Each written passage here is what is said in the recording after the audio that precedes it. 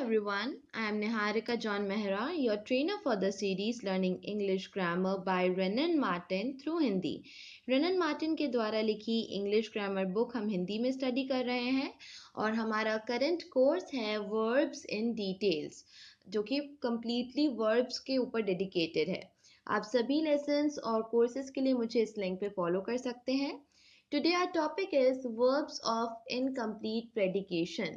ये वर्ब्स कैसे होते हैं जिनमें प्रेडिकेट जो बिना प्रेडिकेट के इनकम्प्लीट होते हैं वो आज हम सीखेंगे। But before going ahead something about me, I am a mass communication graduate, English trainer at an academy, freelance personality development trainer and English trainer at EOP.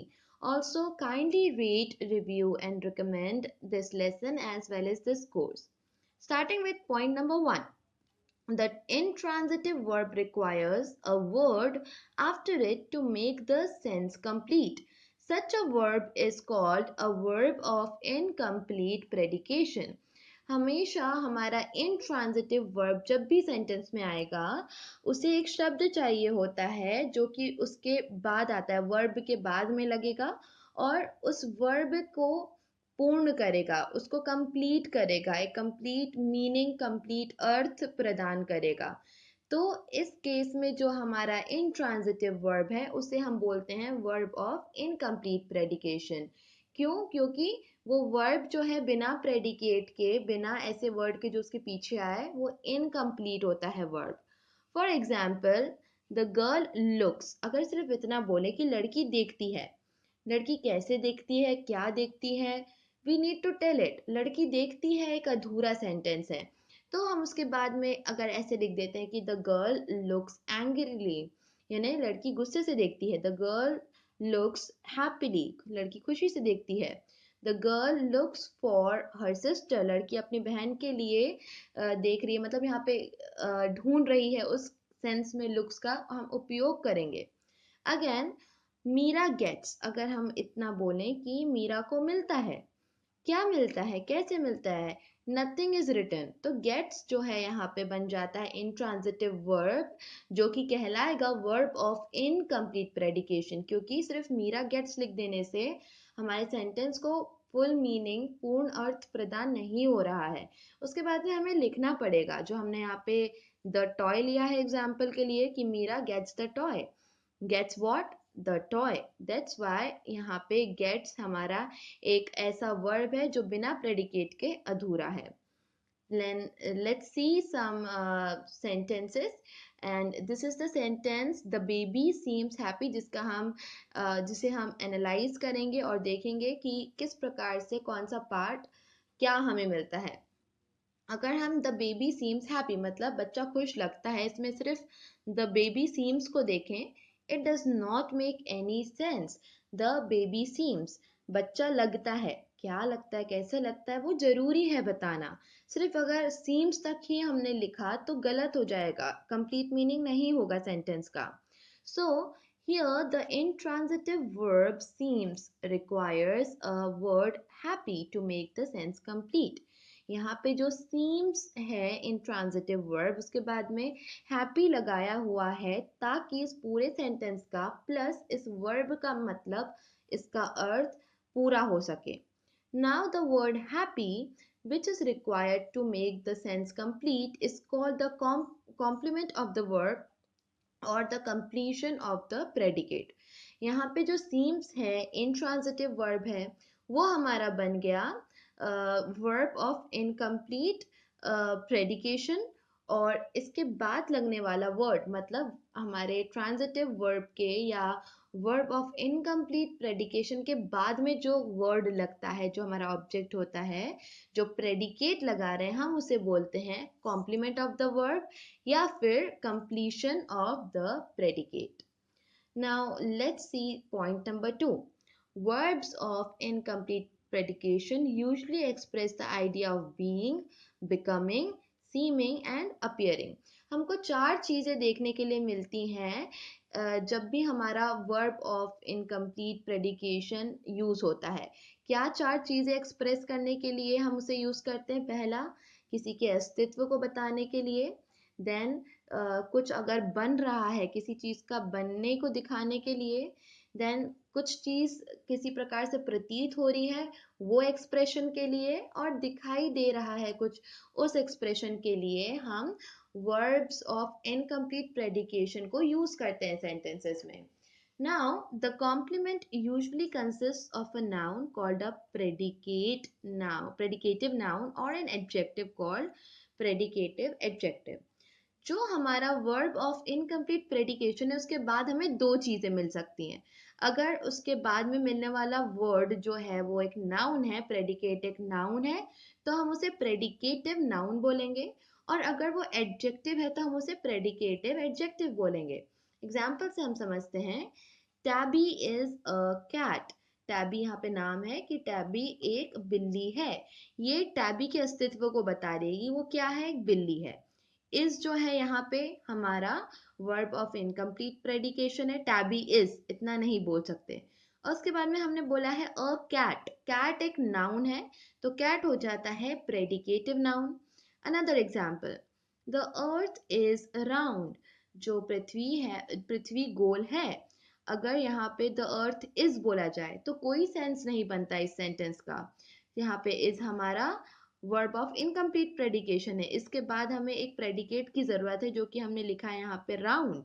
Round एक एडजेक्टिव है, तो इस केस में इज हमारा verb of incomplete प्रेडिकेशन हुआ और round हमारा एक एडजेक्टिव लगा है. दैट्स वाई इसे हम बोलेंगे predicative adjective. And let's see some more sentences. John became a soldier. John एक सोल्जर, सैनिक बना था. ओके, सो जॉन एक सैनिक बना था. बिकेम जो है वो हमारा यहाँ पे वर्ब ऑफ इनकम्प्लीट प्रेडिकेशन हो गया. क्या बना था, अ सोल्जर एक नाउन है सोल्जर शब्द, सो सोल्जर यहाँ पे प्रेडिकेटिव नाउन हो गया. Then mister Mehta became mayor.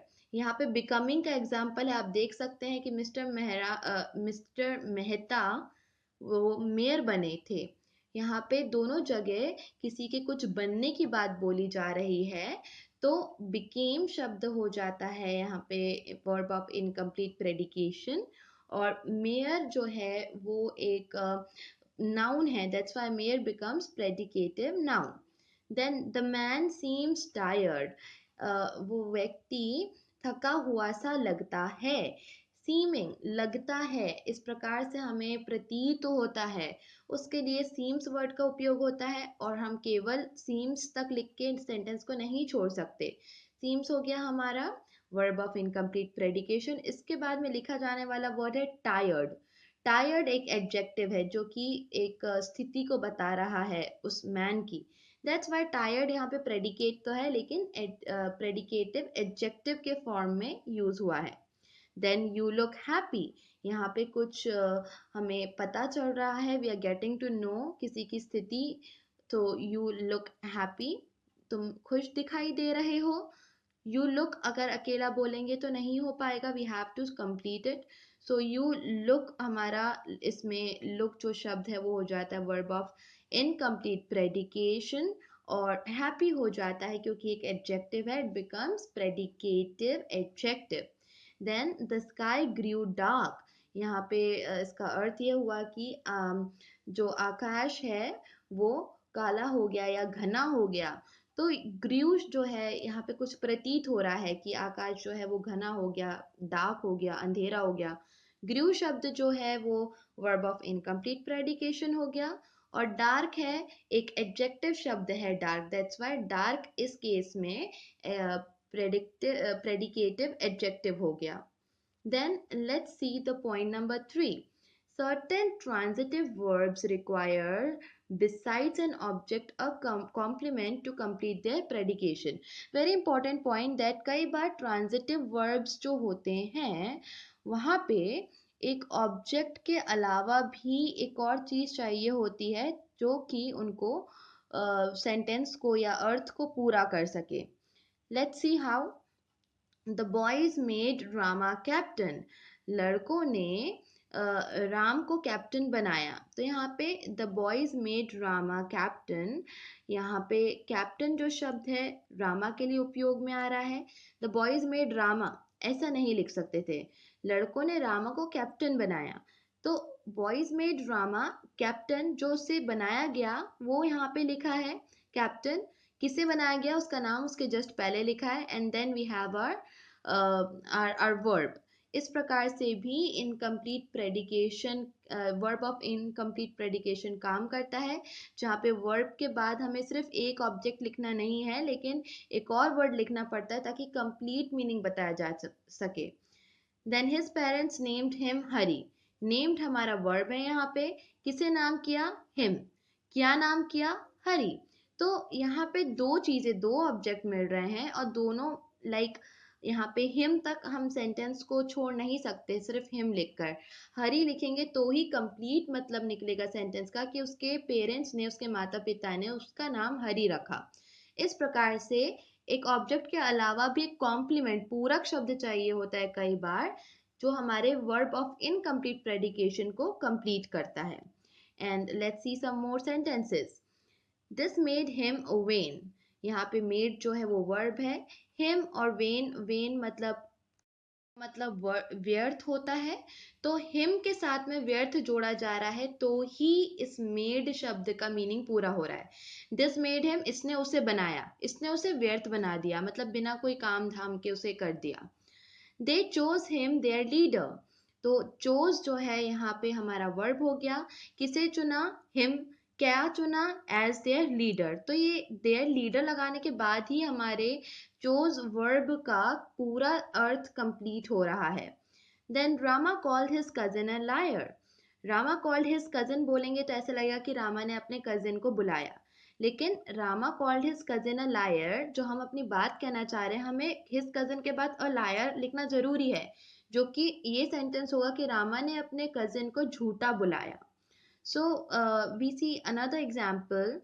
Exercise has made his muscle strong. Has made जो है यहाँ पे स्पेशली मेड जो शब्द है वो वर्ब है। क्या बनाया? उसके मसल्स को, हिज मसल्स। कैसा बनाया? स्ट्रॉन्ग। तो दोनों चीजें यहाँ पे, स्ट्रॉन्ग जो है वो कॉम्प्लीमेंट हो गया, हिज मसल्स यहाँ पे ऑब्जेक्ट हो गया। Then I consider the man trustworthy. मैं उस व्यक्ति को विश्वास योग्य पाता हूँ या विश्वास से योग्य समझता हूँ। तो कंसीडर यहाँ पे वर्ब है हमारा। To whom I am considering, किसे कंसिडर किया जा रहा है? मैन को। कैसे कंसिडर किया जा रहा है? ट्रस्ट वर्दी। तो ट्रस्ट वर्दी कॉम्प्लीमेंट हो गया और द मैन यहाँ पे ऑब्जेक्ट हो गया।